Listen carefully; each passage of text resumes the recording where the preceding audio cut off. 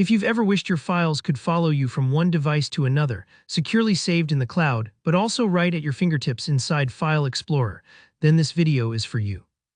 Today, I'll show you exactly how to add OneDrive to File Explorer in Windows 10 or Windows 11. By the end, you'll be able to access your personal OneDrive files just like any other folder on your PC, making it effortless to store, sync, and organize your important documents, photos, and more. Let's get started. The best part is that Windows already comes with the OneDrive app pre-installed, so there's nothing extra to download. First, we need to launch OneDrive and sign in. To do this, click your Start button down in the bottom left corner of the screen and start typing OneDrive. You'll see the app appear in your search results, usually with that familiar cloud icon. Just click on it to open.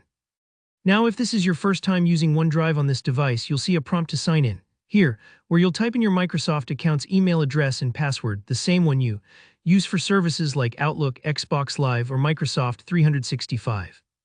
Don't worry if you have multiple Microsoft accounts. You can choose which one you want linked to this particular computer. Enter your credentials and click Next. The setup wizard will take you through a couple of brief prompts. One of the key steps here is choosing your OneDrive folder location. By default, Windows suggests a spot in your user folder that works well for most people. If you're not sure or you don't have a special reason to change it, feel free to just accept the default and click Next.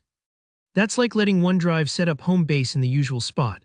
But if you'd rather have your OneDrive files live somewhere else, for example, on a secondary hard drive, you can click Change Location and browse to your preferred spot. Either way, pick your location and continue.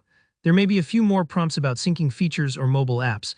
Just follow these on-screen instructions. Microsoft makes it pretty clear what your options are, and you can adjust most settings later if you change your mind. The setup might take a minute or two to finish, especially if it's your first time signing in or if you have a lot of files in the cloud, so just be patient here. Once setup is complete, now for the magic. Open File Explorer, just click that folder icon down on your taskbar.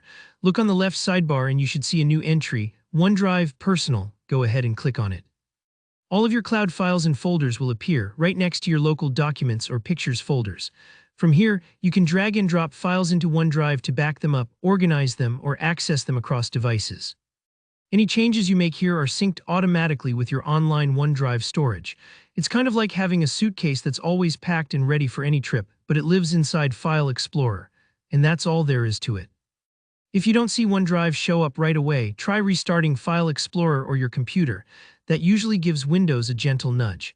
I hope this walkthrough has made connecting OneDrive to your File Explorer quick and painless. If you found this helpful, give this video a like, and if you have any questions or run into hiccups, drop a comment below. I check them regularly and I'm happy to help. Remember to subscribe for more clear, straightforward tech tutorials. Thanks so much for watching, and I'll see you in the next one.